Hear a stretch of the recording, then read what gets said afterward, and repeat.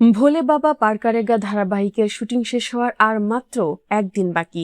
ঠিক ওই সময়েই রোববার ২৯ মার্চ শুটিং সেটে সমুদ্রের পানিতে ডুবে মারা যান টলিউডের পরিচিত অভিনেতা রাহুল বন্দ্যোপাধ্যায়।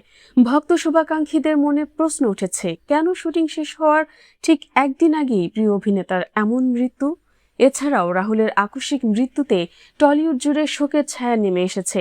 একই সঙ্গে তার মৃত্যুকে ঘিরে নানা প্রশ্ন উঠছে। ভারতীয় একটি সংবাদ মাধ্যমের প্রতিবেদনে বলা হয়েছে, সন্ধ্যায় যখন সবাই আইপিএল এর ম্যাচ দেখার অপেক্ষায়, ঠিক তখনই আসে অভিনেতার মৃত্যু সংবাদ। সেদিন ভোলে বাবা পারকারেগা ধারাবাহিকের শুটিং চলছিল তালসারি সৈকতে। ধারাবাহিকটির পরিচালক শুভাশিস মণ্ডল জানান, সেদিন একটি দৃশ্যে অল্প পানিতে দাঁড়িয়ে অভিনয় করছিলেন রাহুল ও সহ অভিনেত্রী শ্বেতা। একসময় রাহুল শ্বেতার হাত ধরে ধীরে ধীরে সমুদ্রের ভেতরে এগিয়ে যান। তিনি আরও বলেন, হাঁটু সমান পানিতে পৌঁছানোর পর রাহুল ভারসাম্য হারিয়ে ফেলেন।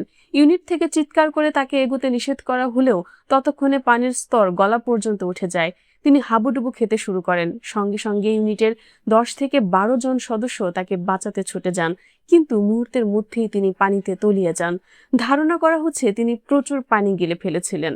পরিচালক জানান, আশপাশে নৌকা থেকে দড়ি ফেলে এবং ইউনিটের সদস্যদের সহায়তায় দ্রুত তাকে উদ্ধার করা হয়। তখনও তার জ্ঞান ছিল। পরে দ্রুত তাকে দীঘা মহকুমা হাসপাতালে নেওয়া হলে চিকিৎসকেরা তাকে মৃত ঘোষণা করেন। ২ দশকেরও বেশি সময় ধরে টলিউডে সক্রিয় ছিলেন রাহুল। ১৯৮৩ সালের ১৬ অক্টোবর জন্মগ্রহণ করেন রাহুল। থিয়েটার দিয়েই তার অভিনয় জীবনের শুরু এবং তিনি প্রায় ৪৫০টির বেশি নাটকে অভিনয় করেছেন।